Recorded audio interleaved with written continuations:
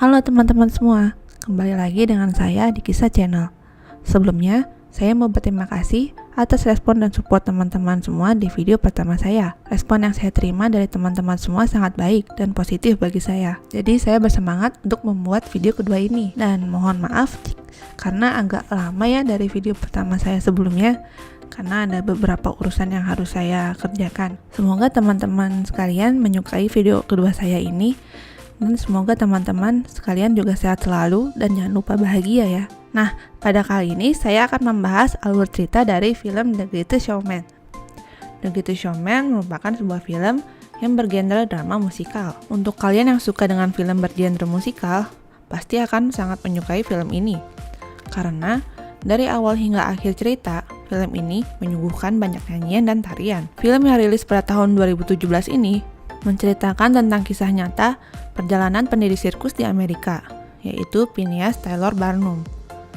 Namun, tidak semua cerita dalam film ini adalah full kisah nyata ya guys, karena sang sutradara menambahkan cerita dan beberapa karakter fiksi yang berbeda dengan aslinya untuk membuat film ini menjadi lebih menarik. Dalam film ini juga dibintangi oleh artis-artis Hollywood terkenal seperti Hugh Jackman, Michelle Williams, Rebecca Ferguson, Zac Efron, dan Zendaya. Pastinya kalian tidak asing dengan nama-nama tersebut. Sekarang kita memasuki ke alur cerita dari film The Greatest Showman. Cerita dimulai dengan intro di mana Phineas Taylor Barnum sedang melangsungkan sirkus bersama dengan para kru sirkusnya. Namun perlahan penonton dan kru sirkus menghilang, meninggalkan Barnum dalam kesendirian. Adegan selanjutnya dimulai dengan sosok kecil Barnum. Barnum adalah anak dari seorang penjahit. Barnum diajak oleh ayahnya ke tempat ia bekerja. Di rumah itulah Barnum bertemu dengan Charity, anak dari majikan ayahnya. Sejak kecil, Barnum diceritakan sebagai anak yang kreatif. Ia membuat candaan kepada Charity, tetapi ayah Charity yang mengetahuinya menampar Barnum dan menyuruhnya menjauhi putrinya. Namun hal tersebut tidak membuat Charity menjauhi Barnum. Mereka tetap bertemu dan bermain bersama. Bahkan saat Charity pergi meninggalkan kota untuk sekolah, Barnum dan Charity saling berhubungan dengan saling mengirim surat. Ayah Barnum sakit dan meninggalkannya sendirian. Barnum kecil memiliki masa-masa yang sulit, di mana ia harus hidup sendirian. Hingga akhirnya dia melihat seorang pria yang menawarkan pekerjaan di jalanan. Barnum menghampiri pria tersebut. Adegan selanjutnya, Barnum sudah menjadi dewasa. Ia menghampiri rumah Charity dan membawanya pergi dari rumah tersebut. Ayah Charity yang tidak menyukai Barnum mengatakan bahwa suatu saat putrinya akan kembali lagi ke rumah mereka karena tidak akan tahan tinggal dengan Barnum. Barnum melamar Charity dan tinggal bersama di sebuah apartemen kecil.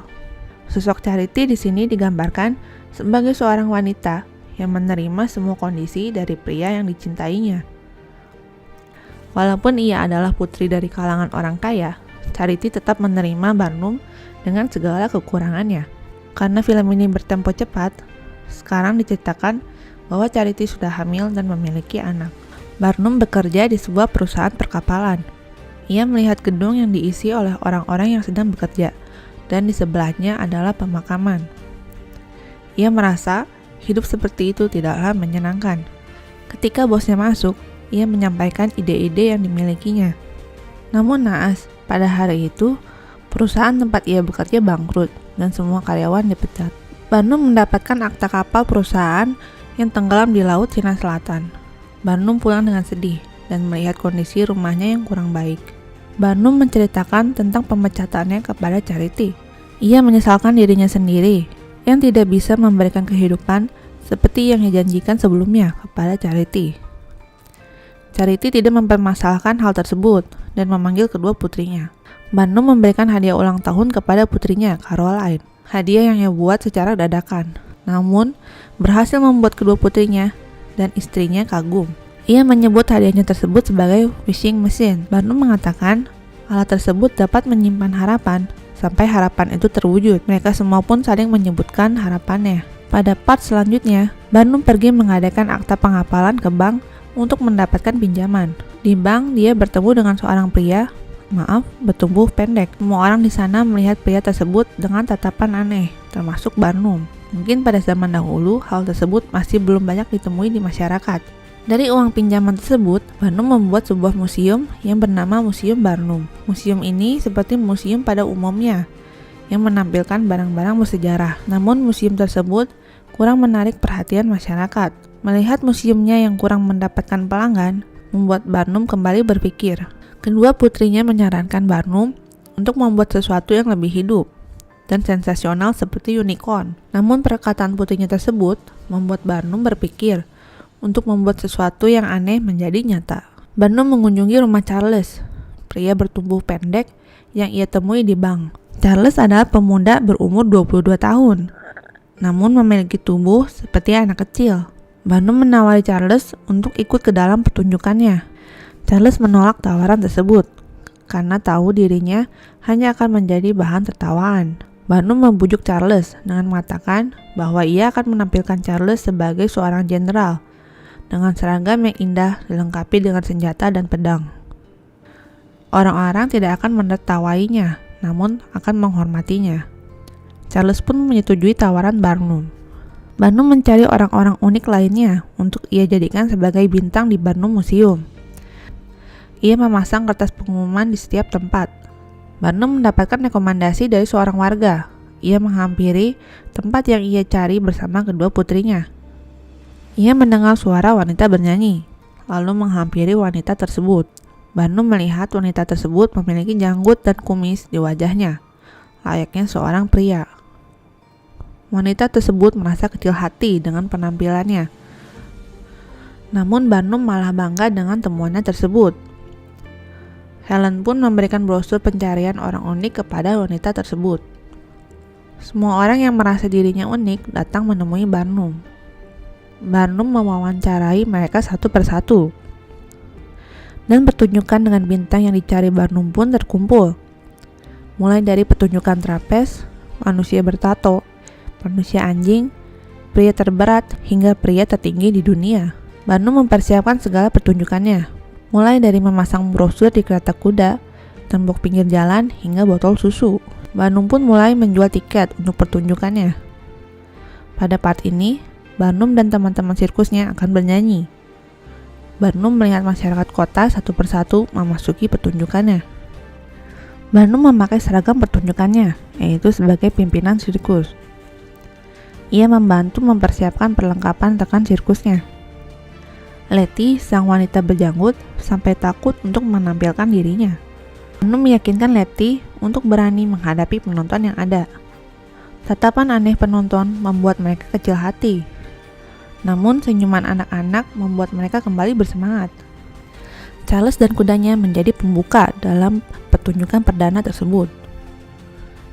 Karena ini adalah film musikal, jadi pertunjukan mereka banyak menyanyi dan menari ya. Semua penonton yang hadir menyukai pertunjukan mereka. Namun terdapat seorang kritikus teater yang datang. Kritikus teater tersebut membuat berita tidak baik di surat kabar mengenai pertunjukan Barnum. Dan di antara masyarakat yang menyukai, ada juga yang tidak menyukai dan mengganggu mereka. Barnum mengatasi hal ini dengan memberikan setengah harga untuk pertunjukannya dan membuat tiket pertunjukannya habis terjual. Barnum bertemu dengan kritikus pertunjukannya, Tuan Bennett. Bennett mengatakan tentang kepalsuan dari pertunjukan Barnum. Namun, Barnum berdalih dengan mengatakan sedikit hiperbola tidaklah buruk, tapi membuat orang-orang tersenyum bahagia. Barnum sendiri mengatakan dirinya menyukai kata-kata yang digambarkan oleh Bennett dan mengubah nama pertunjukannya menjadi P.T. Barnum Circus. Barnum mengajak istri dan kedua anaknya ke rumah mereka yang baru. Ia pun memberikan kedua putrinya masing-masing hadiah. Caroline memakai sepatu balet yang diberikan oleh Barnum dan dipakai saat pertunjukan bersama teman-temannya. Barnum dan Charity juga datang ke pertunjukan tersebut. Di tengah acara, Barnum melihat sosok Philip Charley, yaitu seorang pria yang sukses dalam pentas lakon yang dimilikinya. Barnum juga melihat putrinya Caroline dijauhi oleh teman-temannya. Caroline pun memutuskan untuk berhenti dari baletnya. Malam berikutnya, Barnum menghampiri Charley. dan mengajaknya minum bersama. Barnum mengajak Charlelai untuk bergabung dengan sirkusnya, dengan tujuan untuk mendekati kalangan menengah ke atas. Charlelai menolak tawaran Barnum dengan alasan tidak ingin menjadi bahan cemoohan masyarakat. Tapi Barnum mengatakan hal tersebut lebih baik karena pada akhirnya Charlelai akan bahagia dan bebas jika ikut bersamanya. Ini dikarenakan kehidupan Charlelai yang monoton, yang hanya menjalankan bisnis keluarganya. Pada akhirnya, Charlelai memutuskan untuk ikut bergabung dengan sirkus Barnum, sesuai dengan kesepakatan yang mereka buat bersama. Ia pun datang ke tempat sirkus Barnum. Di sana, Charlelai melihat Anne, wanita dalam pertunjukan trapez yang membuat Charlelai jatuh cinta pada pandangan pertama. Orang-orang yang membenci Barnum terus membuatnya dalam masalah, membuat reputasinya semakin buruk di masyarakat kota New York.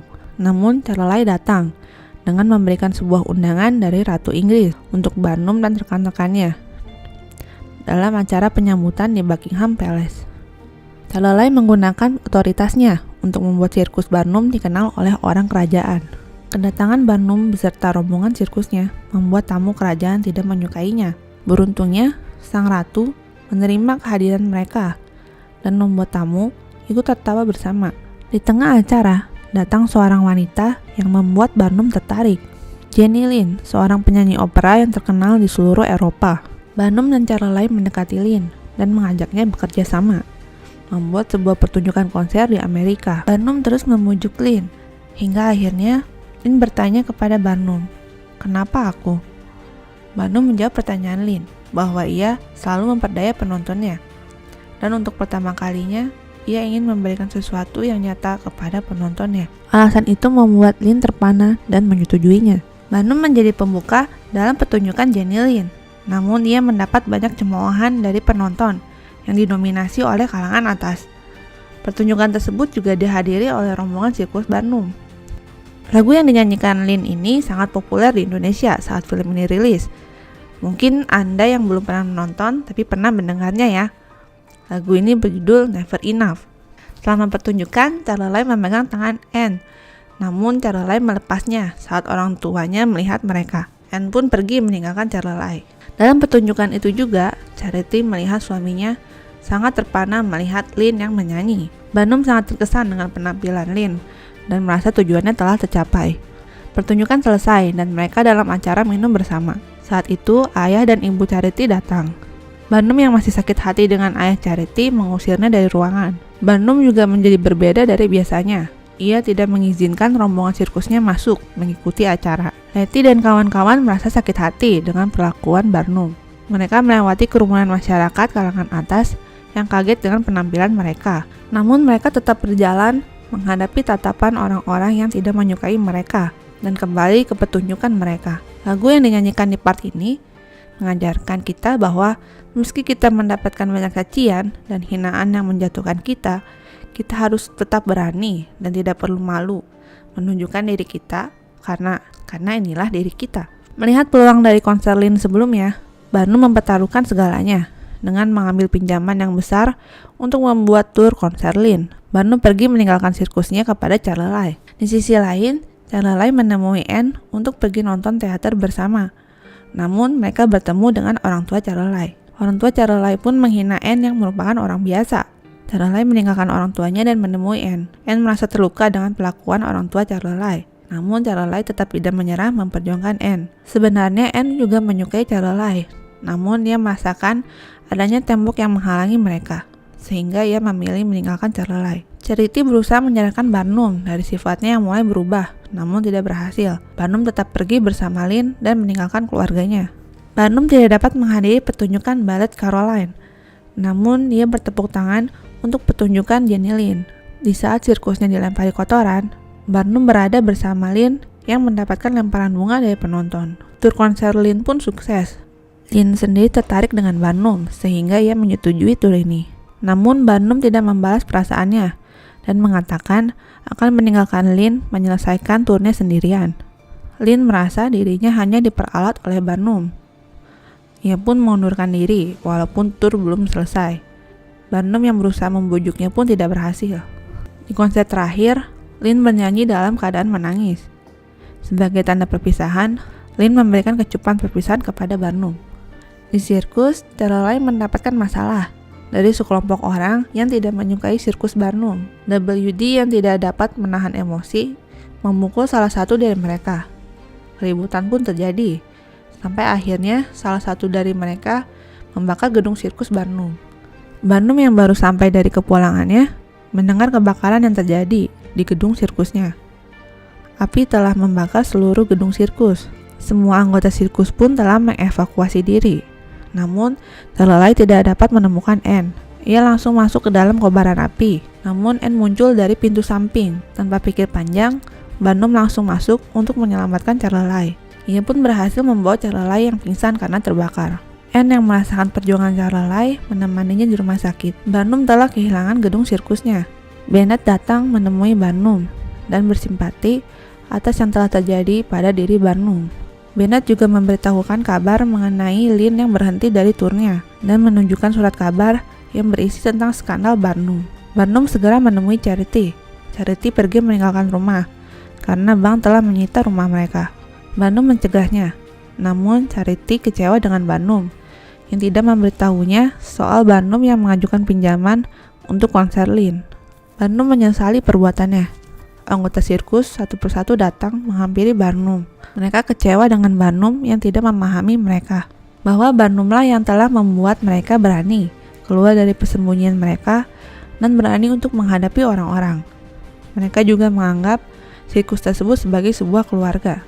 Barnum menyadari matanya telah tersilaukan oleh cahaya yang ada di depannya, sehingga ia tidak menyadari segala sesuatu yang ada di sampingnya dan melupakan tujuan awal.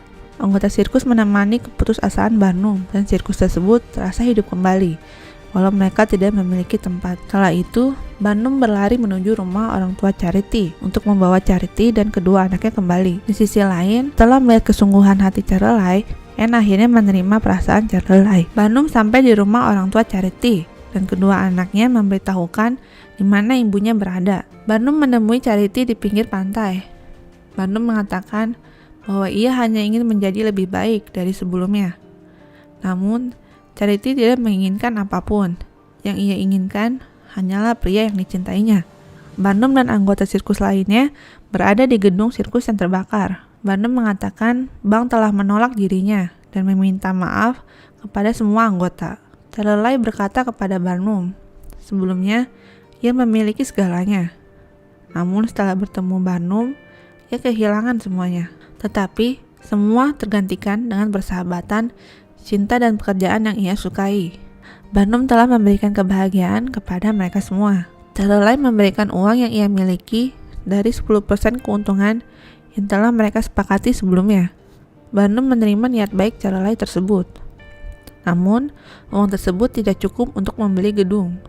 Barnum mengatakan bahwa mereka tidak memerlukan gedung. Yang mereka perlukan hanyalah lahan dan tenda. Pertunjukan sirkus Barnum telah kembali, dan pertunjukan sirkus tersebut dilakukan di tenda besar. Barnum kembali ke posisinya sebagai pimpinan sirkus. Namun, ia memberikannya kepada Tearlai dengan alasan ia ingin bersama dengan keluarganya. Dengan senang hati, Tearlai mengambil posisi itu. Barnum menemui keluarganya, dan pertunjukan sirkus tetap berlangsung. Ia bahagia bahwa apa yang ia inginkan dan butuhkan selama ini telah terwujud, yaitu hidup bahagia bersama keluarganya. Nah teman-teman, alur cerita dari film The Greatest Showman ini telah selesai. Menurut kalian bagaimana? Apakah kalian menyukai film ini? Kalau menurut saya, film ini mengajarkan banyak hal, banyak poin-poin positif yang bisa diambil. Misalnya, jangan ragu untuk menunjukkan diri kita hanya karena kita merasa diri kita kurang baik daripada orang lain. Dan jika kita sudah menentukan jalan akhir yang ingin kita lalui, jangan kita berpaling hanya karena kita melihat jalan di samping yang lebih bercahaya, namun menyilaukan hingga membuat mata kita sakit. Saya menyebut sedikit, tapi sebenarnya ada banyak pesan moral yang bisa kita ambil dari film ini. Nah, sampai di sini pembahasan saya mengenai film The Greatest Showman. Terima kasih untuk teman-teman yang sudah menonton dan mensupport channel saya ya. Sampai jumpa di video selanjutnya.